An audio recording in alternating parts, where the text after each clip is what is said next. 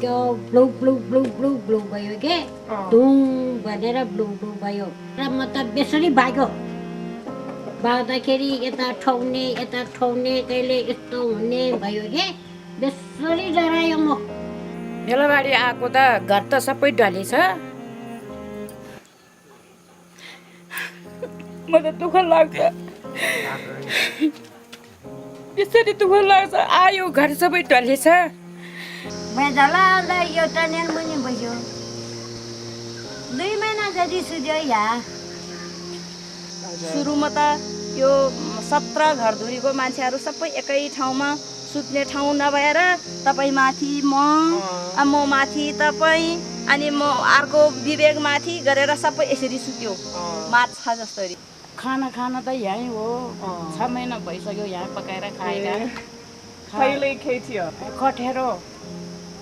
कठेरोमा बसेको भैँसीको कठेरोमा अनि त्यहाँ पकाउनु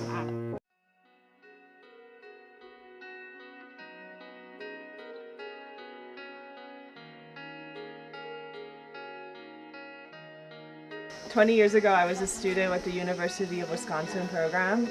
And for design, we were sent to a village in Lamjung called Jodadana. At that time, he was just 4. So we started with the funds. She said some of the amount. $300. We started with $100 actually. Yeah, for $100 from me, and then my mother sent $200. And then that is how we started, you know. And then like for the relief program, around $2,000 it was collected, and she sent me that amount. And the villagers, they asked me while coming for the relief, they were asking me, can you go for the rebuilding also? And I tried to get in touch with her, and I wrote her like at 3 a.m. and I wrote like, people have asked me for the rebuild, can you support me in this? Can we like do this kind of thing together? And she said, I'm on it. That really gave me a boost. Okay, let's do it. म कृष्ण राजोलिया अध्यक्ष सर्वोदय सेवाश्रम हामी विगत 12 वर्षदेखि यो गाउँलाई promote गर्ने हिसाबले कार्य गरिरहेका छौं र भूकम्पले यो गाउँहरू सबै तहस नहस भयो र गाउँ विस्थापित हुने स्थिति आएपछि हामीले यो गाउँलाई एउटा पुनर्निर्माणको अभियान सुरु गरेका छौं र यसलाई त्यही किसिमको एउटा मोडेल भिलेजको रूपमा हामी अगाडि बढाउन लागिरहेका छौं घरहरू बनाउनको लागि चाहिँ यहाँको सुपरभिजन गर्न जगेदेखि सबै चिज हामी चाहिँ सिन्सियर रूपमा चाहिँ यसको सबै अर्को रेजिस्टेन्स बिल्डिङको लागि चाहिँ लोकली एसएस मेटेरियल युज गरेर चाहिँ अब यो गाउँ चाहिँ एकदम प्राकृतिकले हेर्नु हो भने चाहिँ प्राकृतिक अनि भ्यूले हेर्नु भने चाहिँ सबैलाई राम्रो छ यो गाउँ बनेपछि सबै घरहरू एउटै किसिमको अब हाम्रो प्लान अनुसार चाहिँ 3-4 घर चाहिँ पुरानै शैलीमा चाहिँ नयाँ प्रविधि युज गरेर त्यसलाई बलियो बनाउने यहाँ यो ठाउँको चिनारी देखाउने टाइपले जुन चाहिँ हामीले बनाएर घर पनि त्यसले पनि पुरानो मौलिकता झल्काउँछ नि पुरानै स्वरूपमा नयाँ ढङ्गले चाहिँ बनाउने हाम्रो प्लान छ Krishna अनि विवेक यहाँ आएर अनि हामी घर बनाउने विचार छ तपाईँ त्यो सुनेपछि कस्तो लाग्यो खुसी लाग्यो एकदम विश्वास लाग्यो एकदमै विश्वास लाग्यो तिमीहरू आएपछि आफूले जन्मेको छोरी जस्तो लाग्यो छोरा जस्तो लाग्यो माया लाग्यो I met Natasha first time after the earthquake, and she did not know me and I did not know her. That I am the earthquake victim. I lost 17 family members when my house collapsed in the earthquake. So it is very painful. I don't know how I cope with it.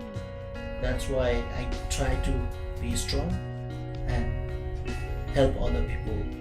So I support Sangsangme. It's been more than 2 years. I'm suffering so much. We have to help them and rebuild their villages as soon as possible. बाटोको समस्याले गर्दा धेरै गाह्रो भयो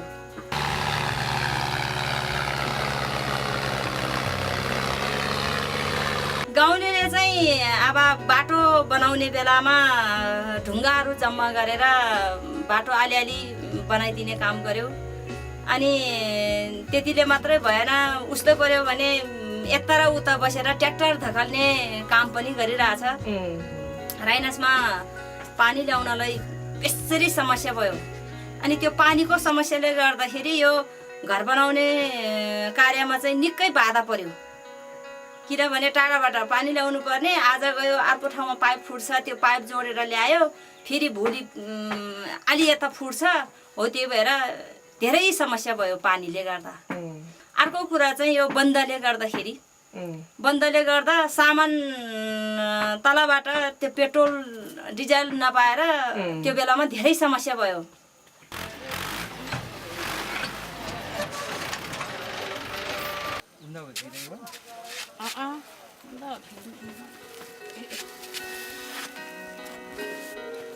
टुक्रेटा मक्का बोकाइदाले मिल्छ त आधी भएको न हो, आधीको आधी भएन मिल्दैन। त्यो सोलिङ गरेर काम लाग्ने आधी भएको इटा बोकाइदाले प्रयोग घरमै ल्याएको इटा त फुटालेर जोड्छ कतिपय।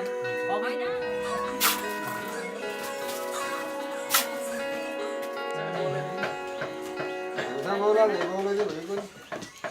मलाई यो घर चाहिँ असाध्यै मन पर्यो, किनभनेदेखि पहिलाको घरहरू 2 तले थियो।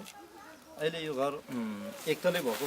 तल जग खन्दा 3-4 फिटको जग खनियो, अनि त्यसलाई मजासँग चाहिँ ढुङ्गा राखेर मिलायो, अनि त्यस पछाडि सोलिङ गरेर रड हालेर मजासँग चाहिँ त्यसलाई ढलान गरियो। अनि त्यस पछाडि जस्तै अब यो गाराहरू 2-3 फिटको गारा उठाएर झ्यालको लेभलमा पुगेपछि त्यसलाई टाइमी मानियो। त्यस पछाडि माथि गएर फेरि टाइमी मानियो र रड सहित माथि लगेर चाहिँ यो काठहरू सबै रडलेसमा त यो काठहरू पनि सबै दह्रो छ, राम्रो 4 इन्ची काँटी हालेर। अनि साइड बिचमा चाहिँ पुरा भ्याल्सीहरू चाहिँ रडले समाएको छ। त्यो कारणले हावाहुरी आए पनि जे भए पनि ठुलो भूकम्प आए पनि हामी सुरक्षाको महसुस गरिरहेको छौँ। त्यही कारणले चाहिँ मलाई एकदमै राम्रो लाग्छ यो घर।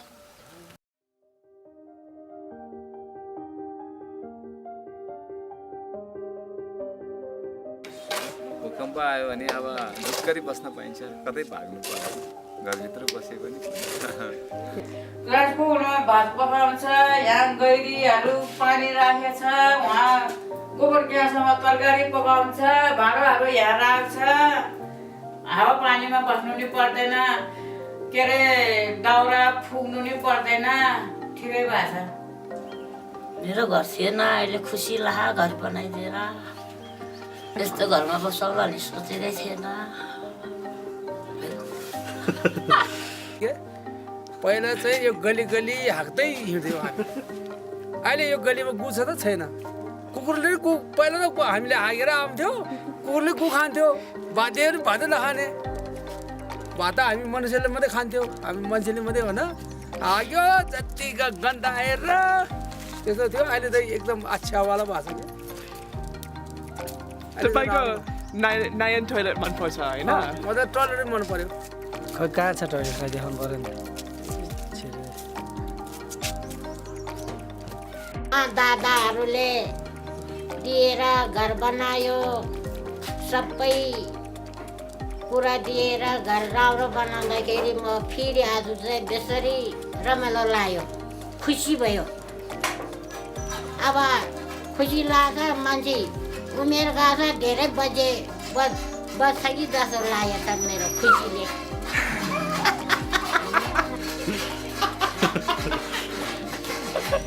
हे राइनास्कोटले के गर्यो